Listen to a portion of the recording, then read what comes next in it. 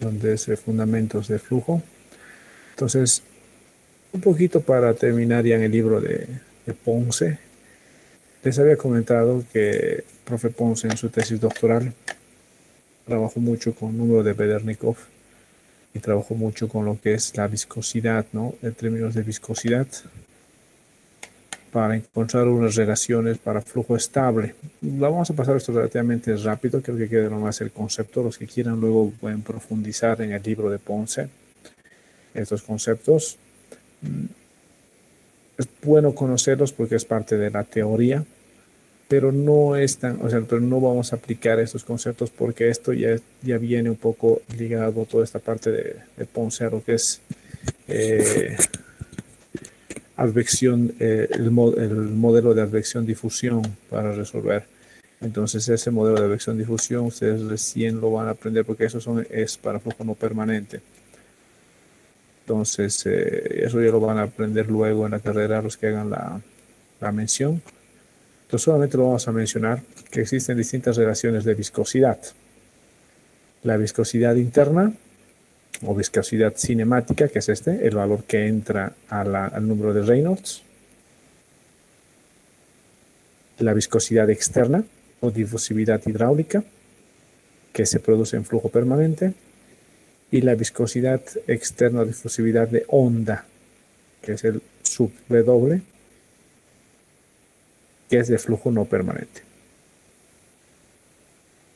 Sabemos que esta viscosidad cinemática va a variar en función de la temperatura. A eso hay tablas de este tipo, como podemos ver aquí está la tabla que está en el libro de Ponce, en las propiedades del agua. En función de la temperatura del agua, tenemos la viscosidad absoluta y la viscosidad cinemática. Este valor es el que entra a la ecuación de Reynolds. Entonces podemos asumir que el agua tiene una temperatura cercana a los 10 grados centígrados en condición natural, o 15 y usar este valor. O si el agua está en 20 grados centígrados es 1, ¿no? Directamente. Entonces este concepto de difusividad hidráulica, la difusividad hidráulica, se debe a una publicación. Otra cosa interesante que tiene el libro de Ponce es que están todas las referencias bibliográficas, están linkeadas. Entonces uno puede entrar a cualquier referencia bibliográfica y nos va a llevar directamente a la publicación para el que quiera profundizar. En este caso, algunas de las publicaciones son antiguas, porque bueno, es un libro que se basa en publicaciones de los años 50, 60, pero tienes acceso a la publicación en PDF. O si quieres vos revisar el paper original del autor que ha desarrollado esa teoría, puedes entrar paper por paper a revisar uno por uno si estás interesado en algún tema específico. Es una de las ventajas que tiene este libro en línea del profe Ponce, ¿no? Entonces Hayami, en 1951, que combinó las ecuaciones que rigen el comportamiento de flujo en los canales abiertos. Eso también está en el capítulo 10 de este libro de Ponce, los que quieran continuar el libro, obteniendo una ecuación de convección-difusión. Es decir, una ecuación que describe la convección, que es un proceso de primer orden, y la difusión, que es un proceso de segundo orden. Entonces, esta solución de la ecuación de primer orden y segundo orden, como os decía, de una onda de avenida, es la que no vamos a tocar ahora, no es parte de lo que es hidráulica 2, pero es bueno conocer este principio. Entonces aquí tenemos la difusividad hidráulica, que se va a definir como esta es la difusividad hidráulica sobre sub H, que va a ser Q sub 0, que es la descarga de equilibrio por unidad de ancho, S sub O, que es la pendiente de fricción, pendiente de energía, sería Q sub O, dividido entre 2 veces S sub O. Por lo tanto, esta difusión de la onda de avenida es directamente proporcional a la descarga. Mientras más caudal tengo, va cambiando esto.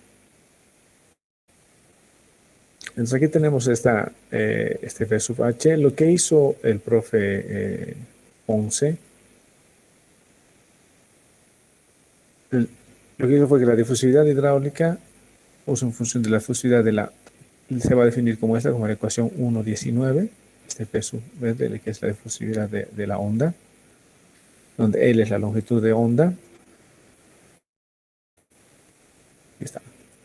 Ahorita vamos a ver. Por otra parte tenemos aquí el número de Reynolds, que es el que ayer habíamos visto justamente en el libro de Bente Chao. Aquí hace referencia al Chao 1959, que es el libro que ayer habíamos estado siguiendo, donde está la ecuación aquí de Reynolds, está la viscosidad, el radio hidráulico, la velocidad, los tres estados, laminar, transiente, turbulento. Aquí está de 500 a 2000 el estado transicional, mayor a 2000 es turbulento y menor o igual a 500 es el laminar. Entonces de aquí saca el profe Ponce, porque eso es parte de su tesis doctoral, un número que se llama el número de onda dimensional, que él le llama sigma. Y este número de onda dimensional lo que hace es divide las dos viscosidades, la viscosidad para fuego permanente, la viscosidad de la onda. Con este número dimensional, como lo dice, el número de onda describe la escala dimensional de longitud de onda que se muestra en esta figura. Esta figura al final es la figura que está en la tesis doctoral del profe y le ha valido un premio al profe Ponce de la Asociación Americana de Ingenieros de Ingeniería Civil, donde aquí tienes el número de onda dimensional, el sigma, en escala horizontal, y tienes la celeridad relativa dimensional, de super prima, en escala vertical. Para distintos números de fruits, es el comportamiento de la celeridad respecto al número de onda dimensional. Entonces, esta gráfica lo que nos ayuda es saber que dependiendo del tipo de flujo que tenemos, dependiendo del tipo, si estamos en un estado crítico, subcrítico, supercrítico, podemos calcular el número de onda dimensional, el sigma del profe Ponce, y podemos saber cuál es la celeridad relativa.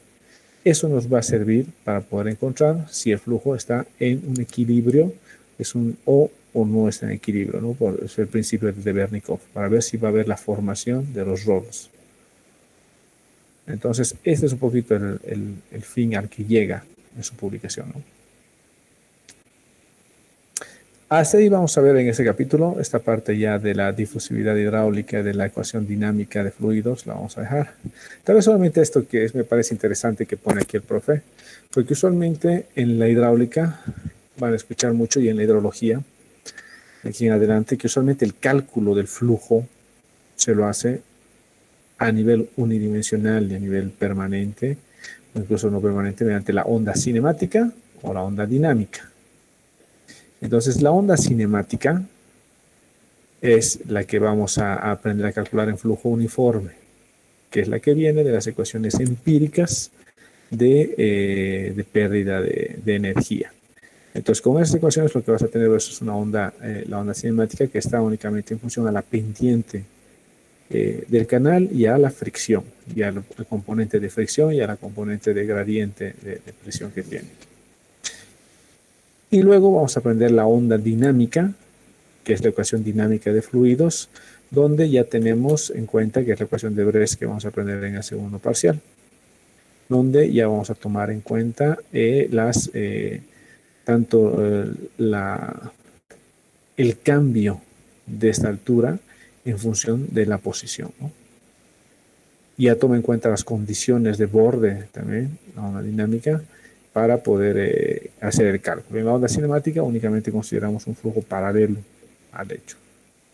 Entonces aquí nos hace una pequeña aclaración el profe, que también es muy válida para los que estudien, pues iban profundizando un poco en el cálculo del flujo en hidráulica, que dice que en la práctica de la ingeniería hidráulica, la onda cinemática dinámica mixta, la cual incluye todos los términos de la ecuación de cantidad de movimiento, esos términos son la fricción, la gravedad, la gradiente de presión y la inercia, se conoce como la onda dinámica. Pero siguiendo la terminología de Fred de 1993, donde esa es la terminología que actualmente manejamos. Sin embargo, la onda dinámica original de Lagrange, de 1788, considera solo el gradiente de presiones y la inercia. Como el mismo profe nos dice, para añadir a la confusión, a la onda dinámica de Lagrange se la conoce también como onda de gravedad. Ese término de onda de gravedad no vendría a estar apropiado, ya que la fuerza de gravedad está claramente ausente de esa ecuación, de esa formulación. Entonces es preferible reservar el término de cinemática para las ondas que se rigen por la fricción y la gravedad. Y luego de Light Rayleigh Witham, dinámica para las ondas que se rigen por el gradiente de presiones e inercia, de acuerdo a Lagrange. Entonces ahí ya tenemos las dos ondas, ¿no? Onda cinemática o onda dinámica. La onda cinemática muchas veces se la utiliza como primera aproximación, ya que nos va a dar en muchos modelitos, más que todo modelos hidrológicos distribuidos, donde se tiene que calcular el flujo de las cuencas en las partes altas, se utiliza únicamente la onda cinemática. Es con esa onda cinemática calculas la velocidad y el viaje del flujo que se va acumulando entre las ondas, entre las cuencas en la parte alta, donde al tener pendientes fuertes y no presentar condiciones de borde importantes, la onda cinemática hace un buen trabajo, o sea, da resultados bastante próximos a las observaciones. Pero usualmente cuando ya estamos estudiando procesos de inundación, procesos con condiciones de borde importantes, en llanuras, en partes planas, donde hay procesos de almacenamiento de agua en los ríos y otro tipo, la onda cinemática ya no puede darnos resultados favorables en esos casos y hay que pasar a la onda dinámica para hacer esos casos. Entonces la mayor parte de los modelos numéricos actualmente tienen esa posible combinación. En la parte alta aplican onda cinemática, y para la parte baja, para ya el cálculo de las fallas de inundación, para el cálculo de las áreas, para ya cuando hay procesos de almacenamiento, hay procesos de condiciones de borde importantes, se aplica la onda dinámica. Eso es un poco para que quede claro a todos ustedes. Ya saben que eso está explicado en este capítulo con mucho más detalle, para si quieran continuar viendo. Entonces, los regímenes de flujo es lo que habíamos visto un poco ayer, laminar, transicional, turbulento. Nos muestra aquí el profe Ponce exactamente la misma figura del libro de Bentechau, que es la que habíamos explicado ayer, que es la relación del número de Reynolds en la horizontal respecto al factor de fricción de Darcy-Weisbach, el F, en la horizontal, ¿no? Para canales rugosos, canales lisos. En las tres partes, Darcy-Weisbach es inversamente proporcional al número de Reynolds, entonces este F va a ser igual a K sobre R, donde este K es una constante que varía entre 14, esta es para la zona, a esta zona, F va a ser 24 sobre R, o F va a ser 14 sobre R. Para la zona laminar, tenemos el rango transicional y el rango turbulento, las otras aproximaciones, en este caso la aproximación de Prandtl von Karman, que está en el Bentechau. El factor de fricción de Darcy-Weisbach para el flujo en canales. Entonces tenemos la fórmula de Darcy-Weisbach, que está acá. Aquí tenemos HF, que es la caída de la pérdida de carga, que va a ser este F, que es el factor de fricción, por esta L, que es la longitud, en este caso de tubería, DO es el diámetro de tubería, B la velocidad del flujo, y G la aceleración de la gravedad, esta ecuación 1.23. Aplicable a flujo en conductos cerrados. Para el flujo en tuberías, la longitud de fricción característica es el diámetro. Para su aplicación en canales, la longitud de fricción característica va a venir a ser de aquí en adelante el radio hidráulico, lo mismo que para Reynolds. Es decir, la relación de área y de perímetro mojado. Entonces nos llega a tener esta ecuación. Esta sería la ecuación de Darcy-Weisbach para canales, donde tenemos otra vez la pérdida de carga, que va a ser el factor de fricción F, L, que es, en este caso ya va a ser radio hidráulico, aquí tenemos el radio hidráulico, la velocidad al cuadrado sobre 2G. Esa pendiente de la línea de la energía va a ser esta caída de la energía dividida entre la longitud de la tubería, este L, es la pendiente. Si reemplazamos términos, este HF de la ecuación 1.29 en la 1.30, vamos a tener esta que es S, que es la pendiente de la caída de la línea de la energía, va a ser igual a F sobre 8, velocidad al cuadrado, sobre gravedad por radio hidráulico. Esta es una ecuación muy utilizada, esta ecuacióncita, porque es la base de todas las ecuacioncitas que luego vienen a desarrollarse como las que vamos a ir viendo, que es la ecuación, la de Manning y todas, porque si se fijan, la ecuación tanto de Manning Es la pendiente, también en función a la velocidad, elevado a un coeficiente. Y el radio hidráulico también elevado a otro coeficiente.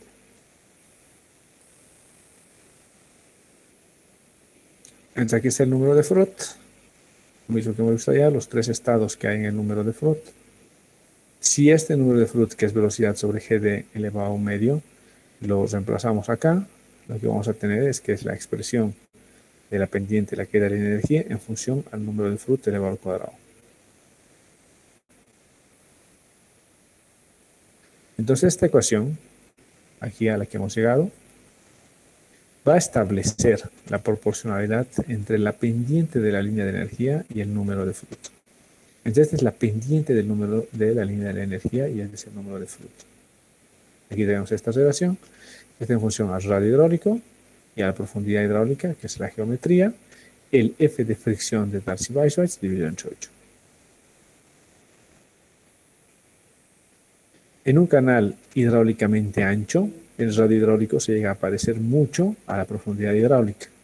Entonces, si D se va a ser igual a R, esa relación desaparece y vamos a tener esta expresión, que es S, que es la pendiente de la línea de energía, va a ser F sobre 8 por Frot elevado al cuadrado. A este F sobre 8, por conveniencia para el flujo en canales, se puede utilizar el factor de fricción modificado de Darcy-Weiswitz, que va a ser esta F en itálica. Esta F en itálica nos va a dar la relación esta, que va a ser la pendiente de energía, la función F de Frot elevado al cuadrado. Entonces aquí nos vamos a ver en la siguiente tabla. Vamos a ver los valores aproximados del factor de fricción F y del F modificado,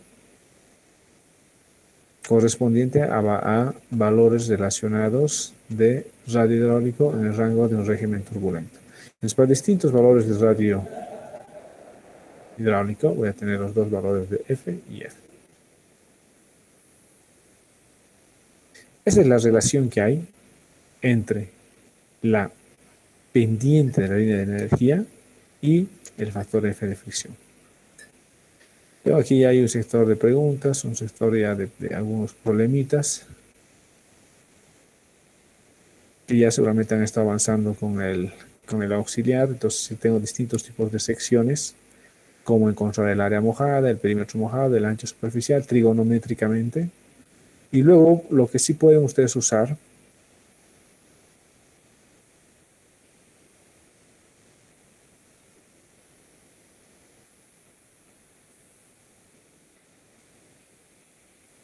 es que dentro de las propiedades de canales hay una tablita que es esta. Vamos a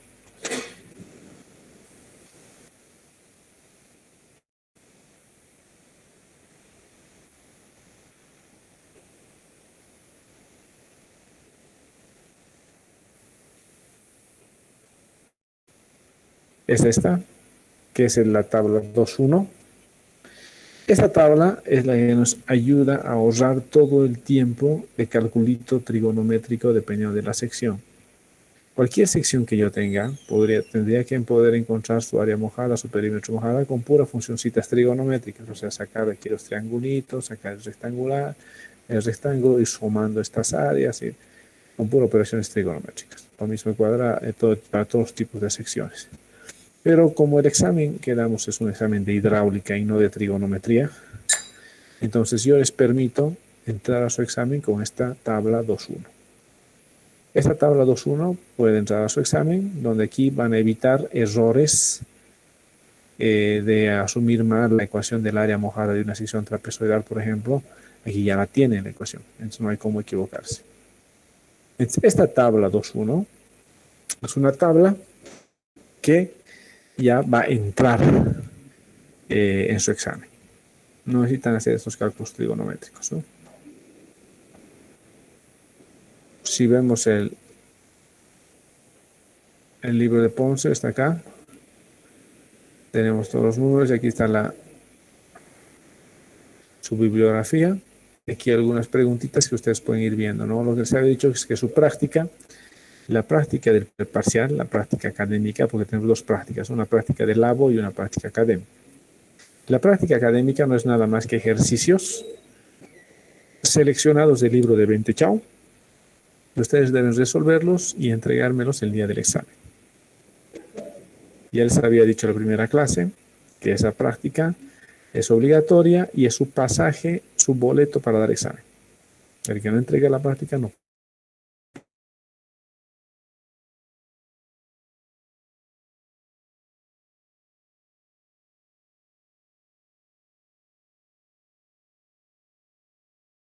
Está pidiendo el link del grupo de WhatsApp. A ver, voy a ver si lo tengo acá.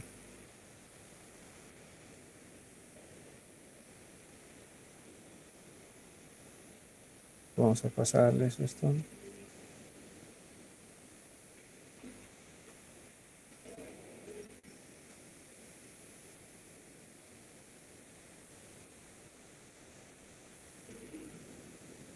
Les voy a pasar el link. Uno por acá. Y también lo voy a subir al...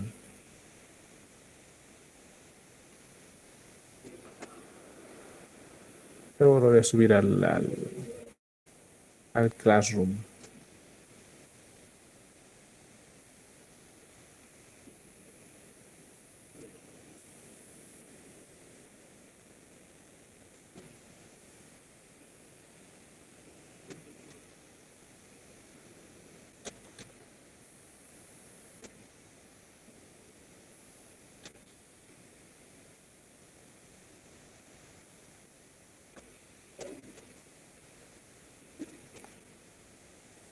Ya.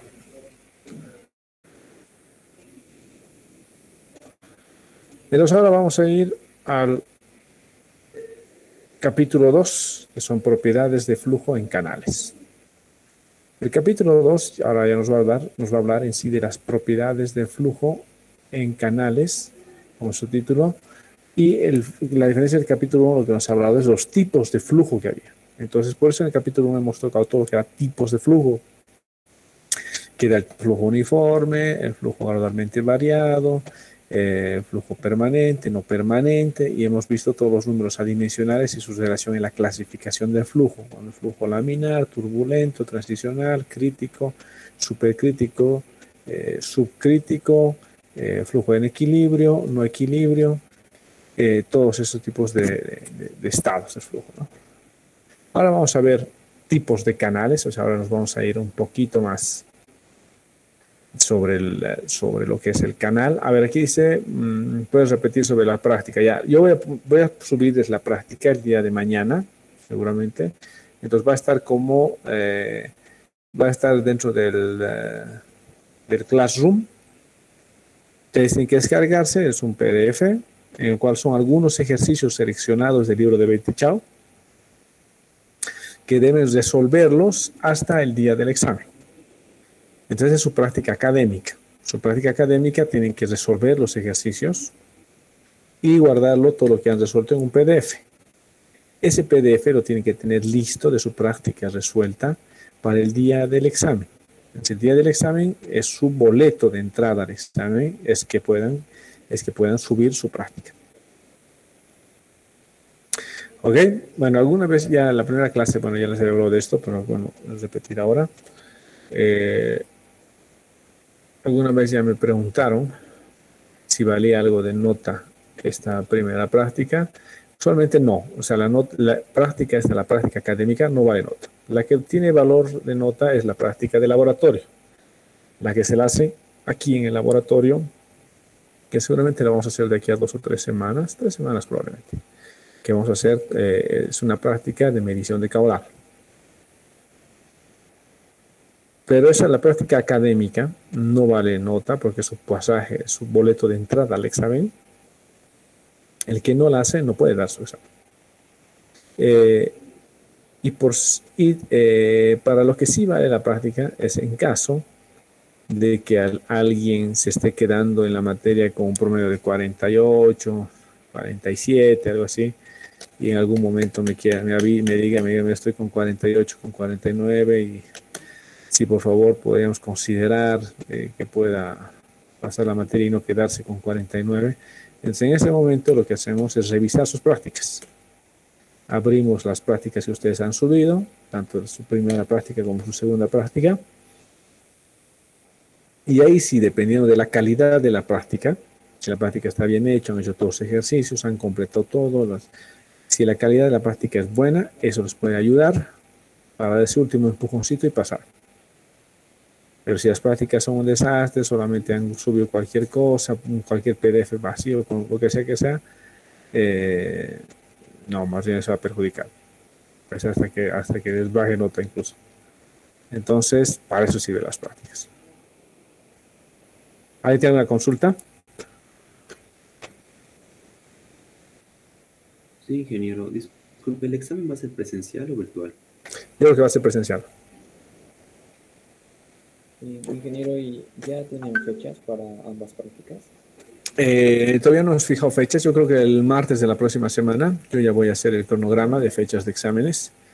De la fecha del primer parcial, fecha del segundo parcial, fecha de final y de su segunda instancia. Y también vamos a poner fechas tentativas para las prácticas de laboratorio, tanto del primer parcial como del segundo parcial. Entonces yo creo que el martes de la próxima semana ya vamos a tener las fechas, por eso también yo necesito para reservar las aulas para nuestro examen que va a ser presencial. Entonces yo creo que el examen sí va a ser presencial. Entonces, si el examen va a ser presencial, bueno, todavía no está 100% todo garantizado, todo, o sea, ahorita estamos manejando, la U está manejando la intención de que los exámenes sean presenciales, pero hay que ver todavía qué va a pasar, si es que va a haber algún tipo de rebrote, por no sé, las nuevas cepas, hay que ver, hay que esperar un poquito. Si es que no, y la vacunación continúa y todo continúa como estamos hasta ahora, no habría motivo para que no sea presencial. Hay otra pregunta, dice si se puede usar HP en el examen. No, en el examen no se puede usar calculadoras programables, ninguna. Pueden usar hasta incluso las científicas con memoria que pueden guardar ecuaciones, esas sí se pueden, pero no programables.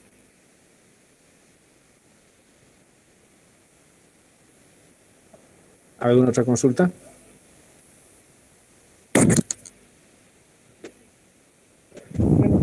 Ingeniero, yo quería preguntar si nos podría proporcionar el libro que se está usando en PDF. ¿El 20 Chao? Sí, por favor, el que estamos usando.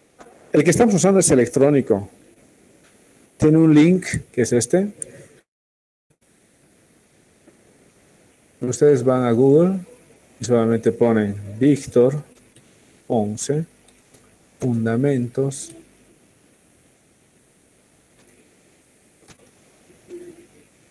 y les va a aparecer Víctor Ponce. Fundamentos de la hidráulica en canales, Víctor Ponce. Le dan aquí y aquí está el libro. Este es el libro que estamos usando, que ha sido editado en 2015. Pero el 20 Chao también lo pueden descargar. Ustedes van aquí ponen 20 Chao. Se los voy a subir, pero el 20 Chao los voy a subir. El otro es libro electrónico, no hay por qué subir. 20 Chao, hidráulica de canales abiertos, PDF. Y aquí aparece.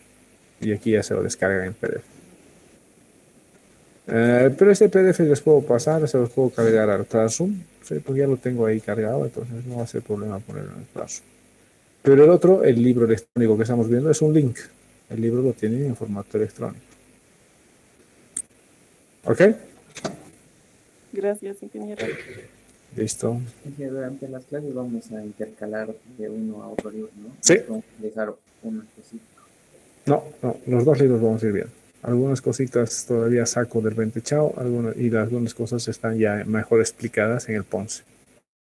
Un poco, bueno, el 20 Chao en sí sigue siendo el libro base de la hidráulica de canales.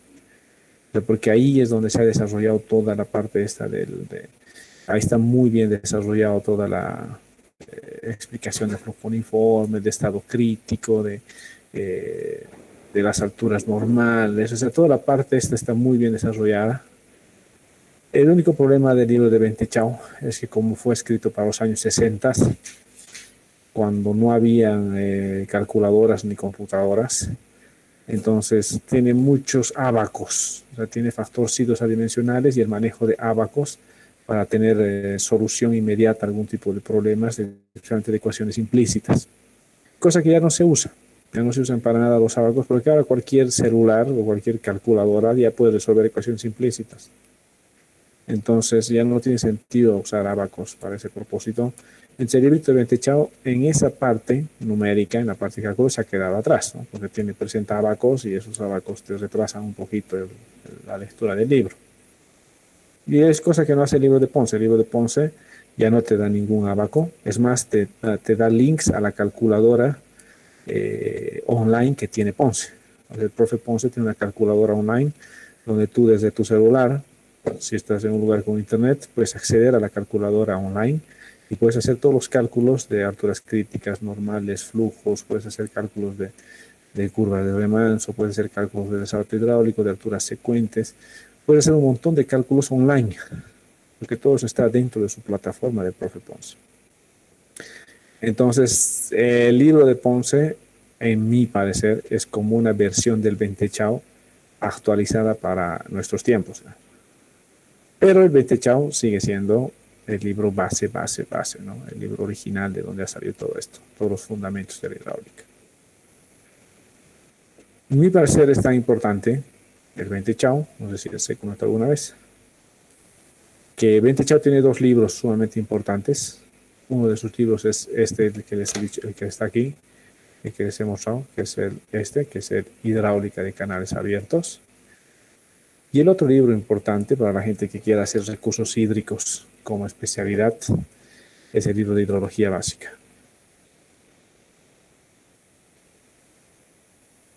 Hidrología aplicada, ¿sí? Este libro de Hidrología aplicada del Bentechao también se lo pueden descargar, está en PDF en muchos lugares.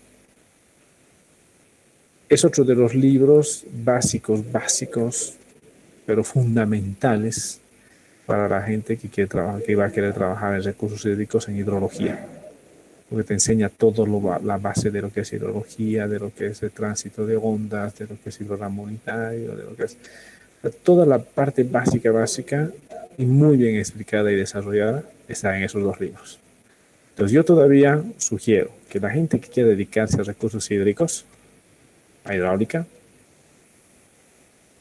paso fundamental, leerse los dos libros de Bentechao, tanto el libro de hidráulica de canales como el libro de hidrología aplicada. Si te logras leer esos dos libros, ten por seguro que estás en un excelente camino para entender todo lo demás. Entonces, por eso es que yo tomo todavía el libro de Bentechao para muchas cosas, porque hay muchas cosas que la parte fundamental está en ese libro. Ya, sigamos. Entonces, seguimos con las propiedades de flujo en canales. Vamos a ver ahora lo que son los tipos de canales. Existen dos tipos de canales por su tipología más que todo, por su creación, que son los canales naturales y los canales artificiales. Todo lo que son canales naturales, como dice su nombre, son todas estas formaciones naturales de transporte de agua, que serían los ríos, las torrenteras, todo. Y los artificiales son los hechos por el hombre. Son todos los canales que han sido o dragados en algún caso o han sido hechos en material en concreto, en roca, cualquier tipo de canal artificial. Aquí vemos una fotito que me gusta mucho, que es el canal de Cumbemayo, cerca de Cajamarca, en Perú. Esos canalitos son los canales que usaban los incas, ¿no? Están cerca de Cajamarca, hay muchos canalitos de estos cerca de Cusco, y tú puedes ver todas las obras hidráulicas que tenían los incas, y eso es bastante interesante. Entonces, todo esto son los canales artificiales, ¿no? A los canales se les conoce como diversos nombres, como es ahí, ¿no?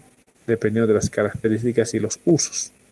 Canal, usualmente, vamos a tomar el término canal para referirnos a los canales que son largos, de pendiente suave, con o sin revestimiento, apoyado sobre el terreno.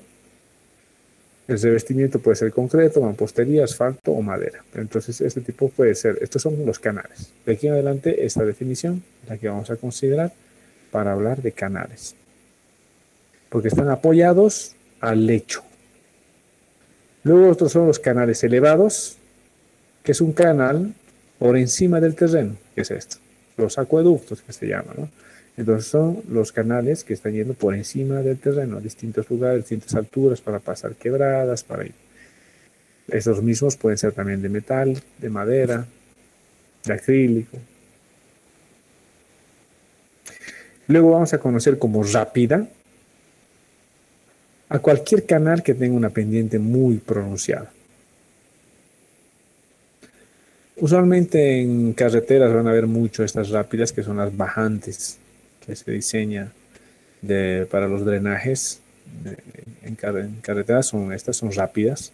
También otros lugares donde se ven muchas rápidas es cuando se está haciendo un diseño de canales, un transporte de agua y hay que bajar pendientes muy fuertes en tramos muy cortos. Entonces, usualmente se diseñan este tipo de estructuras que son las rápidas, ¿no? Como vemos aquí en la foto, el agua alcanza velocidades muy grandes en una rápida y luego nuevamente cambia de pendiente aguas abajo, ¿no? La otra son las caídas.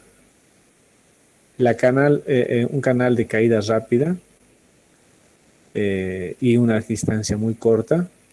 Generalmente estos se utilizan para ajustarse a una topografía, ¿no? Entonces, una rápida tiene una pendiente pronunciada, pero aún es como un canal. La caída es aún más cortita, o sea, casi que cae la misma pendiente o la misma diferencia de altura que la rápida, pero en una distancia más cortita. Entonces, o sea, realmente es una caída de agua, ¿no? De este tipo. Lo que les había dicho, aquí están los acueductos, canal para transportar agua para algún uso específico. Por lo general se construyen sobre el terreno o elevado en un valle, arroyo o camino, ¿no? Aquí vemos el acueducto Huari en Sumactica, en Cusco. Justamente es el que yo les comentaba, ¿no? Este canal que hay en Cusco, hay un sistema hidráulico muy bonito en Cusco.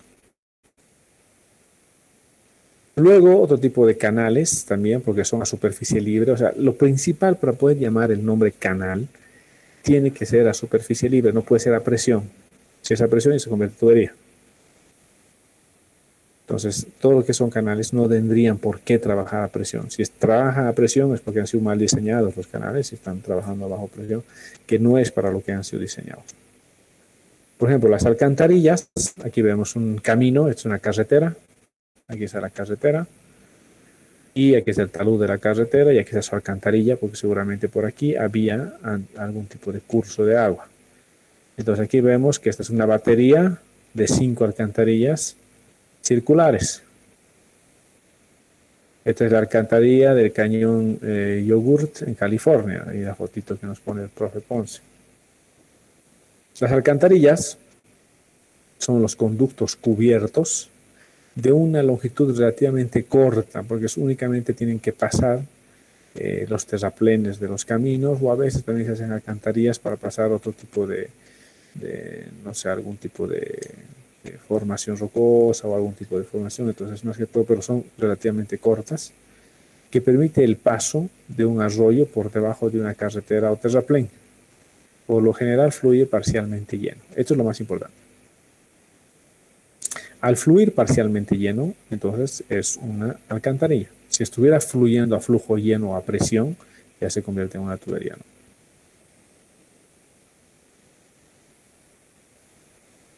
Los usos de los canales son múltiples, como vemos aquí. Los canales se utilizan en diversas áreas, bueno, puede ser de irrigación y drenaje, como en algunas de las fotos que hemos visto, como esta, es un canal de drenaje seguramente, canal de irrigación en la izquierda y canal de drenaje en la derecha. Este es un proyecto en Arizona. ¿Cuál es la diferencia? Ahorita ustedes se preguntarán por qué hay uno de irrigación y otro de drenaje. Uno está llevando el agua para el riego, es el canal de irrigación. Y una vez que se riegan los terrenos, en muchos lugares del mundo donde son terrenos muy planos, usualmente se diseña una red de drenaje para que el agua que ha regado no se quede estancada y más bien tenga, o sea, sea contraproducente para el terreno y para el tipo de plantación que tenemos. Entonces, de ese sistema de drenaje que se tiene en tuberías, salen a un canal que se le conoce como el canal de drenaje, donde el agua está drenando. A ver, ¿ustedes dónde han podido ver canales de drenaje o sistemitas de drenaje? En las canchas de fútbol, ¿no? En las canchas de fútbol, no sé si han visto ustedes la construcción de una canchita sintética o de canchitas de pasto. Solamente ponen distintas capas, ponen gravas, ponen cosas, y a veces van poniendo tuberías perforadas en las primeras capas junto con la grava antes de poner las siguientes capas de, no sé, de limos, arenas, y luego arenas, limos, y luego poner la capa de pasto. ¿Por qué? Porque esas tuberías ahí abajo sirven para desfogar el agua y que toda esa agua no se acumule, o en una lluvia muy fuerte el sistema de drenaje hace que la cancha no se anegue de agua y sea todavía y esté correctamente, ¿no? Para un partido, digamos. Entonces, eso es un sistema de drenaje. Así, pocas palabras, algo que ustedes han visto. Se hace lo mismo en plantaciones, usualmente. En plantaciones son muy grandes, áreas que tienen algún tipo de problema de salinidad, áreas que tienen problemas de otro tipo. Se hace ese tipo de diseño de drenaje, ¿no? Entonces aquí tienes ambos canalitos. Este es un canal para el paso de peces en California, donde es un canalito donde hay un paso de peces, seguramente de un estanque a otro. En las áreas relacionadas a la hidráulica de canales, que se benefician directamente con todo el cálculo del que vamos a aprender ahora ustedes en hidráulica de canales, ¿no? Lo que les comentaba hoy en la clase era lo de hidrología, ¿no? En hidrología se utiliza mucho la onda cinemática y la onda dinámica. La mayor parte de los modelos hidrológicos funcionan con la onda cinemática para el acumulo de flujo en la parte alta. Entonces uno únicamente le da una ecuación de una coeficiente de rugosidad dependiendo del uso del terreno, y con eso calcula la acumulación de agua y el transporte del agua. Entonces, en hidrología es básico el flujo en canales. Geomorfología fluvial es el que utiliza la formación de los arroyos y ríos. Entonces, todo lo que es el transporte, el flujo del agua es importante para poder entender la geomorfología. La mecánica fluvial, que es el estudio del comportamiento de las propiedades mecánicas en los ríos, que es la hidrodinámica, más que todo de los ríos, ¿no? Donde esto nos sirve para encontrar, no sé, el caudal, las velocidades, los esfuerzos cortantes, los procesos de inundación, de socavación en los ríos. Entonces nos interesa mucho saber sobre la mecánica fluvial, que también está totalmente vinculada a la hidráulica de canales que estamos viendo. La sedimentología fluvial, que es el estudio de los sedimentos, incluyendo su origen, su transporte y su destino.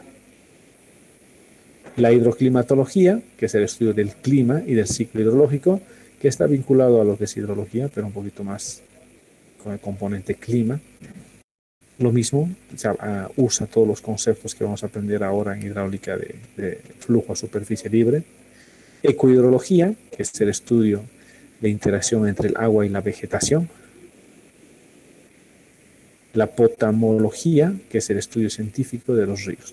Entonces, un poquito aquí en este pedacito aquí que nos habla el profe Ponce, nos está dando prácticamente las áreas de especialización en la hidráulica. Dentro de la hidráulica, algún ingeniero que quiera trabajar en recursos hídricos y que se quiera especializar en recursos hídricos, usualmente tiene estas áreas para trabajar, las que están aquí abajo. La otra área que no está aquí, que es parte, digamos, la área de recursos hídricos, es el flujo subterráneo, que es el flujo de aguas subterráneas. Que no está aquí, ¿por qué? Porque es obvio, el flujo de aguas subterráneas, el flujo en el subsuelo, no es el flujo a superficie libre que pasa en los canales, por eso no aparece aquí. Pero en general, estas son las áreas de investigación y de especialización que se tiene en recursos hídricos, ¿no? La mayor parte de los que son expertos en recursos hídricos lo han hecho posgrados, lo han hecho maestrías, doctorados en recursos hídricos.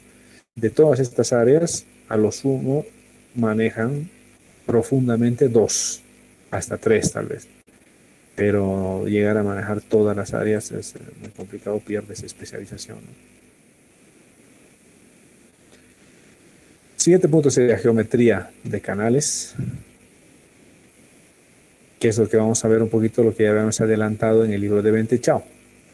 En la geometría de canales vamos a ver lo que es la distribución de velocidades, la medición de las velocidades, los coeficientes de distribución de velocidades, vamos a ver la distribución de presiones y un poco preguntas y problemas. Entonces el término canales naturales, como habíamos mencionado en el anterior acápite, se usa para referir a un gran número de arroyos, ríos que existen en la naturaleza, ¿no? Esto de acuerdo a su orientación longitudinal. Los canales naturales pueden ser rectos, meándricos o trenzados. Es una subdivisión de los canales naturales. Por ejemplo, este es un canal natural en Colombia, en el río Umea, que es un canalito meándrico, o un río meándrico. Entonces ves aquí el río y forma el meandro, ¿no? Entonces luego del meandro continúa el río. Ese tipo es esta subdivisión de ríos meándricos. Esos son los ríos. Este es un río en Colombia también. Estos son los ríos braceados, donde el río un año puede ir por un lado, otro año por otro lado, otro año va haciendo flujos preferenciales, ¿no? Dentro de su ancho natural. Por ejemplo, esta fotito que está aquí de ríos braceados, por ejemplo, tenemos el río Piraí. Los que conocen el río Piraí en Santa Cruz es un ejemplo muy claro de lo que es un río braceado. Un río ancho, donde el río puede tomar distintos brazos dependiendo del año que viene o la magnitud de la crecida que se tenga.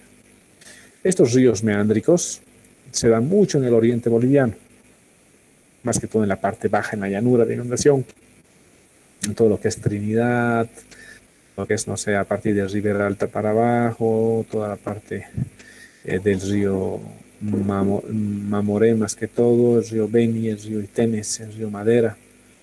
Todos esos ríos son ríos meándricos.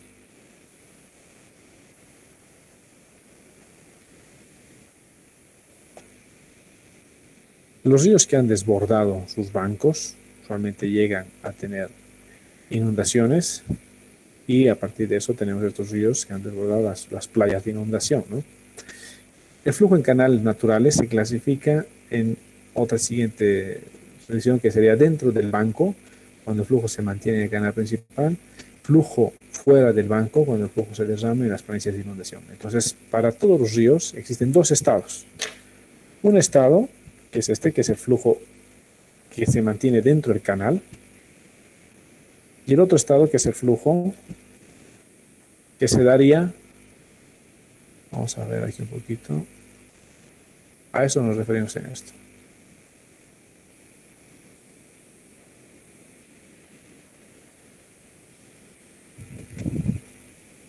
Yo tengo una sección de canal en un río.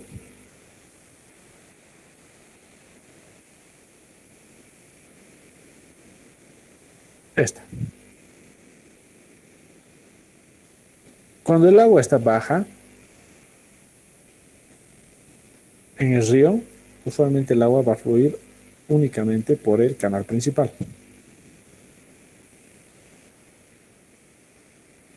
Cuando el agua empieza a rebalsar, llega un momento que rompe, que sobrepasa uno de los bancos y el agua empieza a fluir por las playas de inundación. Llega otro momento en el que ha inundado la playa de inundación por completo y empieza a fluir por la otra playa de inundación más. Entonces el agua ya se empieza a dar en tres lugares. Se da en el canal principal, se da en la playa de inundación derecha y se da en la playa de inundación izquierda. Entonces aquí este tipo de flujo es al que se refiere aquí el profe para decir la clasificación es uno, flujo dentro del banco, cuando está dentro de los bancos, solamente en el canal principal, y el flujo fuera del banco, cuando este flujo va por las planicies de inundación, por las zonas adyacentes.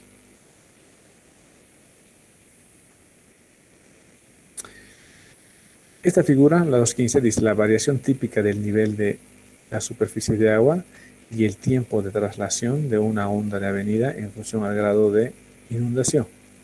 Entonces aquí tenemos, por ejemplo, la descarga Q que es a medida que va subiendo el caudal. El nivel del agua en este río tiene un canal principal y tiene dos planicies, ¿no? Y aquí abajo es la descarga Q y el tiempo de traslación K, donde tienes aquí hacia abajo decremento y hacia arriba incremento. Entonces, a medida que el agua a un inicio estaba aquí abajito, bien bajita, entonces ahí chocabas aquí tenía un nivel de agua muy bajito. Chocabas con tenías un tiempo de traslación bastante alto. A medida que el agua va subiendo, ya empieza a inundar las playas de inundación, esta otra línea, hay un quiebre aquí en el nivel, porque el nivel del agua ya no va a comportarse una única función recta, ¿no? ¿Sí? ¿Por qué? Porque tienes un cambio de sección. Y lo mismo pasa con el tiempo de traslación, empieza a bajar. Hay un decremento en el tiempo de traslación. ¿Por qué? Porque se incrementa el área y los procesos de almacenamiento son más importantes.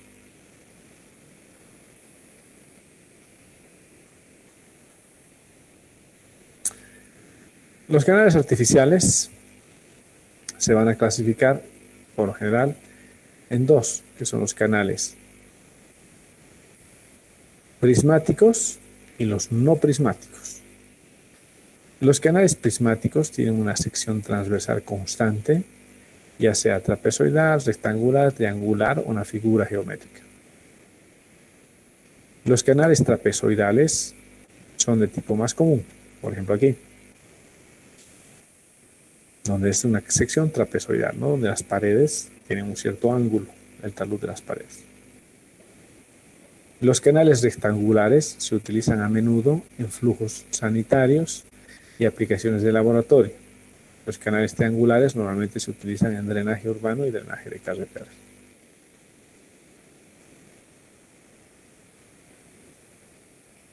Un canal hidráulicamente ancho, ya hemos visto este término, ¿no? Hace rato cuando estábamos viendo en el capítulo 1, cuando hemos igualado la profundidad hidráulica al radio hidráulico, lo que nos decía el profe Ponce, ahí igualamos el radio hidráulico a la profundidad hidráulica porque asumimos que tenemos un canal hidráulicamente ancho. Entonces, ¿cuál es el principio del canal hidráulicamente ancho? El principio del canal hidráulicamente ancho es que su perímetro mojado se parece mucho a el ancho superficial. Por ende, su radio hidráulico se parece mucho a su profundidad hidráulica. Cuando pasa esto, en la práctica para considerar un canal hidráulicamente ancho, la superficie T es mayor o igual a 10 veces la profundidad. O sea, tiene que ser 10 veces más ancho que alto. Cuando es 10 veces más ancho que alto, ya lo consideramos un canal hidráulicamente ancho. ¿A qué me refiero con eso? Ahora vamos a la pizarrita. Si yo tengo un canal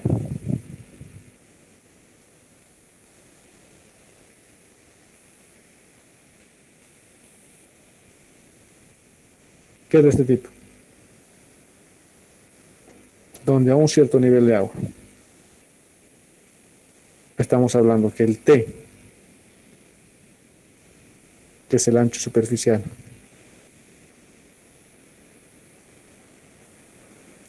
y aquí yo tengo la profundidad. No le manejo la profundidad. El perímetro mojado. Aquí hay un resumen de significados. Unidad proviene del término en... Entonces aquí tengo la profundidad Y, la base, y otra vez. Entonces aquí, el perímetro mojado en este ejercicio, en este canalito que estamos haciendo aquí, su perímetro mojado en este va a ser igual a 2 veces Y más la base. Y el ancho superficial T va a ser únicamente la base. Entonces, en este canal, ¿se parece el ancho superficial al perímetro mojado? No. ¿Por qué? Porque es un canal profundo. El perímetro mojado va a ser lo mismo que la base, pero más 2 veces la altura del agua.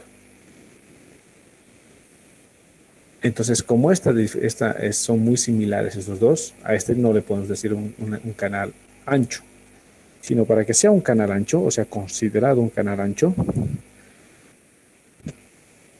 lo principal que tiene que pasar es esto.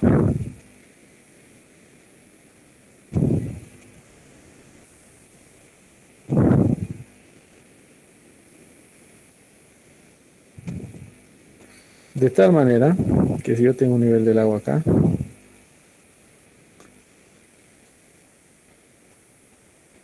en este caso, este valor de T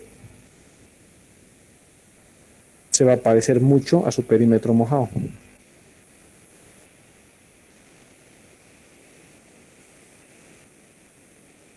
Al parecerse mucho T a su perímetro mojado, estamos hablando de que es un canal hidráulicamente ancho. Lo que nos está diciendo que esto será cuando esta relación en T sobre B va a ser, en este caso de que arriba, por ejemplo, tengo aquí el T, el ancho superficial, y Y la profundidad, o H puede ser la profundidad. Entonces la relación entre T y H en este caso es casi igual, ¿no? Si se fijan, T, el ancho superficial, y la profundidad, es más, la profundidad es un poquito mayor que T. En cambio, en este otro caso, acá,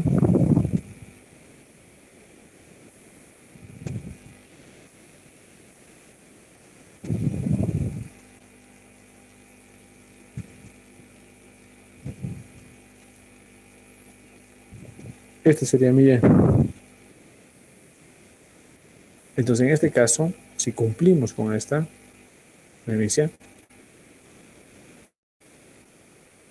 T sobre D tiene que ser mayor a 10.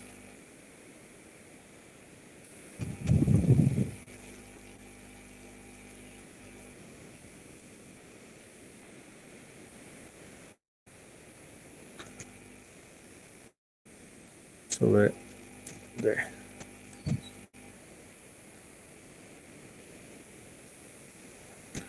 Si se cumple esto que T sobre D es mayor que 10, estamos hablando de un canal hidráulicamente ancho. El D es la profundidad hidráulica, que va a ser este Y en canales rectangulares. Entonces, para nosotros, T sobre Y tiene que ser mayor a 10 para canales rectangulares, para llamarlos hidráulicamente anchos. En el canal de primero, por ejemplo, T y Y son casi iguales, pero en el de abajo, T probablemente es 10 veces Y. Este de aquí abajo es hidráulicamente ancho y este de aquí arriba no. Esa es la clasificación para saber cuándo un canal es hidráulicamente ancho. Y un canal hidráulicamente ancho nos ayuda mucho en los cálculos, ¿no? Porque al asumir que el ancho superficial es igual a la profundidad hidráulica, es lo mismo que asumir que el radio hidráulico es igual a la profundidad hidráulica. Entonces ese tipo de cosas nos ayudan a simplificar muchos cálculos. ¿Alguna duda?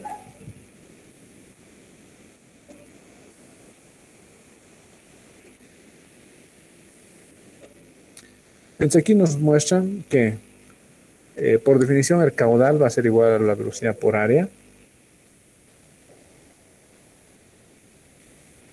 El área va a ser el ancho superficial por la profundidad, exacto, la profundidad hidráulica por el ancho superficial. Entonces la ecuación nos va a quedar esta para un canal hidráulicamente ancho, que es el caudal va a ser igual a la velocidad por la profundidad hidráulica por el ancho superficial. Y al final nos queda este ancho superficial baja a dividir aquí, nos va a dar el caudal unitario, va a ser igual a la velocidad por la profundidad hidráulica. Entonces el caudal unitario es el caudal descarga por unidad de ancho. Tiene unidades de longitud al cuadrado dividido entre el tiempo, Entonces sería metro cuadrado segundo, por ejemplo.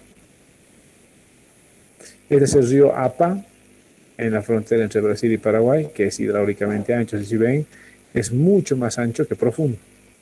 Probablemente de ancho debe tener unos 100 metros y las profundidades pueden ser entre 1 a 2 metros. Entonces la relación es mayor de 10. Entonces este se lo considera un canal hidráulicamente ancho.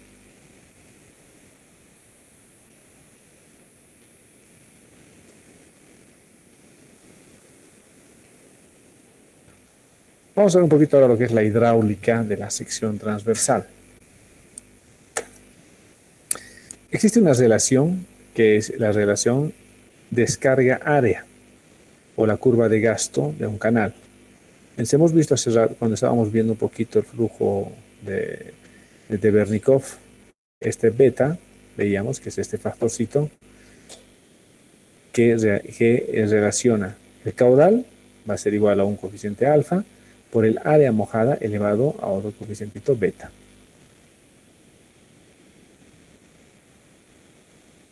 Estos valores de beta van a ir cambiando dependiendo, en primer lugar, del tipo de ecuación empírica que estoy utilizando para la pérdida de energía. Si estoy usando un canal en Manning, una pendiente, la ecuación de Manning, este beta va a ser 4/3.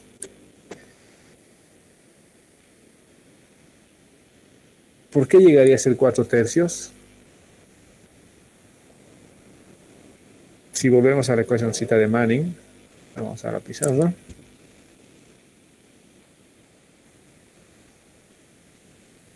Manning es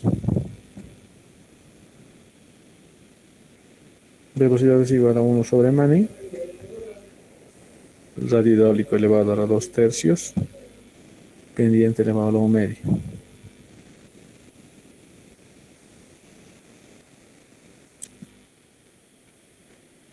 Eso sí lo quiero llevar a caudal, voy a tener que el caudal va a ser igual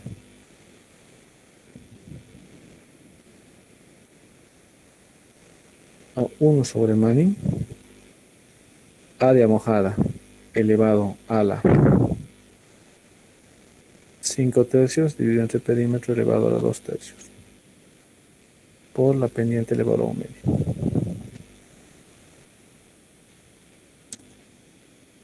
Entonces, si todos estos parámetros yo los convierto a alfa, la pendiente del canal, el perímetro 1 sobre Manning, me quedaría 5/3 aquí.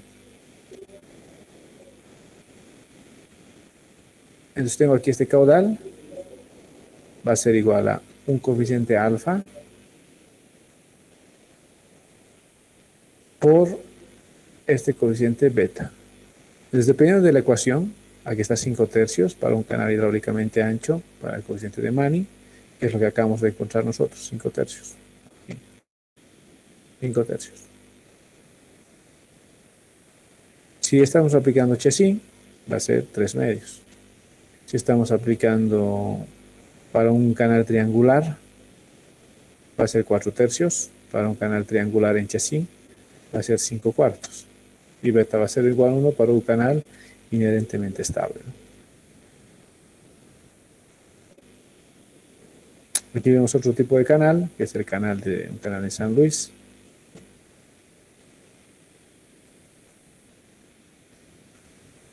¿Hasta aquí todo bien? ¿Alguien tiene alguna duda de todo lo que estamos viendo, lo que son propiedades de los canales? Entonces, ahorita el capítulo 2 se está enfocando en el canal. Entonces estamos viendo cuándo es un canal natural, cuándo es un canal artificial, qué tipo de canales hay, cuándo llamamos un canal que es hidráulicamente ancho, cuándo llamamos... y todo lo que estamos viendo hasta ahora es canales. ¿Qué tipo de canales especiales existen? Lo que son las caídas, las rápidas. Todo ahorita, la geometría del canal. Todo lo que estamos viendo hasta ahorita es canales. En el capítulo 1 hemos visto todo lo que era flujo. Entonces, la profundidad de flujo y profundidad de la sección de flujo. Hay dos profundidades características del flujo. Esto es importante que sepan. La profundidad de flujo, o Y, y la profundidad de la sección, D. La profundidad de flujo Y es vertical, es de Y. No interesa la pendiente del canal, es vertical. La profundidad que yo mido respecto a la vertical, esa es la profundidad de flujo, que va a ser Y. Y la profundidad de la sección va a ser este D minúscula. La profundidad de la sección es porque yo saco una sección aquí, las secciones siempre son perpendiculares al lecho. Entonces, si yo saco cualquier sección, en esa sección estoy asumiendo perpendicular al lecho, y como es perpendicular al lecho la seccioncita, ahí estoy encontrando este D. Esa es la profundidad de la sección de flujo.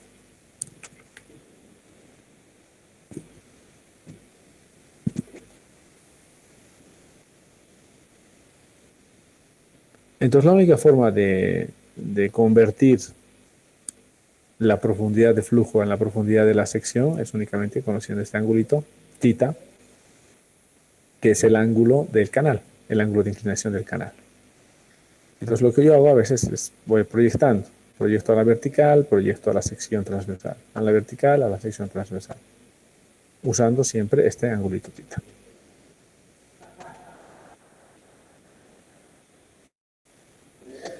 Que sería D va a ser igual a Y coseno de tita.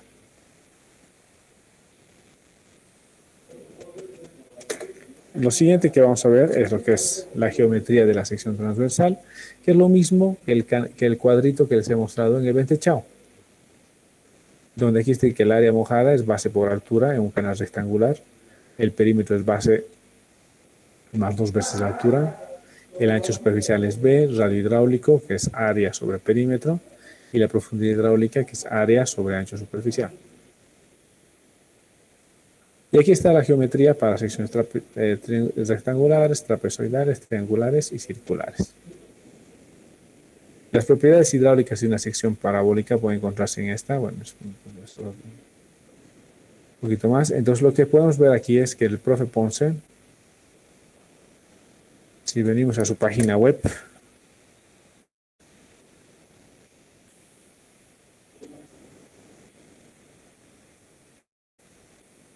esta es su página web del profe Ponce. El libro que nosotros estamos viendo es este, Hidráulica de Canales. Si le dan clic a este link, van a ver lo que es el libro. Aquí hay una cosita que se llama Online Calc. Si ven aquí, este Visual Lab pueden ver también, la mayor parte de los ejercicios del laboratorio de hidráulica de la Universidad de San Diego están aquí. Pueden hacer clic un rato de estos. Pero a nosotros nos interesa ver este botoncito que es Online Calc, que son las calculadoras online que tienen su página web del profe. Entonces, entramos aquí. Y tiene todos estos, ¿no? Pueden encontrar la altura normal, la altura crítica, caudal, altura secuentes, todos. Si yo le doy a esta, por ejemplo, para un canal prismático,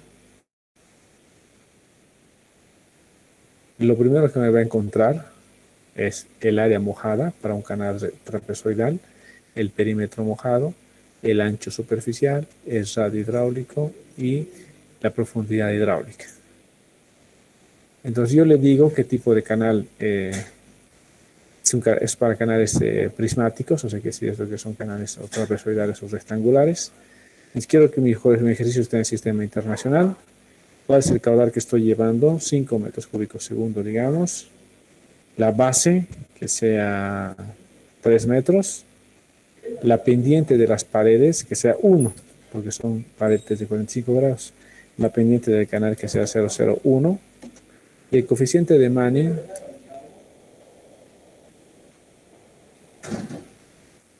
le vamos a dar 0,013, asumiendo que es concreto. Entonces voy a apretar el botón Calc, que tiene el sitio web del profe, y nos va a calcular todas esas cosas. Nos va a calcular el área mojada, 1.36, nos va a calcular el ancho superficial, 3.81, nos va a calcular el perímetro mojado, 4.13, nos va a calcular el radio hidráulico, 0.33, nos va a calcular la profundidad hidráulica, 0.35, y nos va a calcular estos otros que todavía no hemos aprendido, pero que vamos a aprender a calcular para su manera parcial, que es la altura normal, la velocidad normal y el número de flujo. El número de flujo ya hemos aprendido. Entonces el número de flujo es 1.95 en este canal. Entonces quiere decir que es un flujo supercrítico. Entonces sí tiene lo bueno del sitio del profe Ponce, es que puedes ingresar y de cada cosa que vayamos avanzando, vamos a tener ahí su calculadorita online para poder hacer los cálculos, ¿no?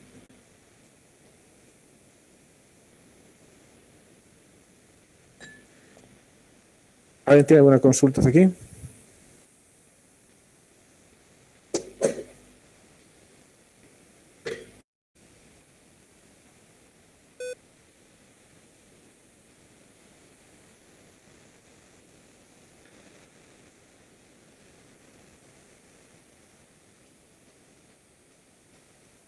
¿Alguien tiene alguna consulta hasta aquí? Yo creo que aquí dejamos un poquito en la parte esta de la geometría de canal. Luego vamos a continuar en la próxima clase y en la próxima clase también vamos a definir las fechas, tanto de las prácticas, de los exámenes y de todo. ¿Alguna consulta de todo lo que hemos visto hoy?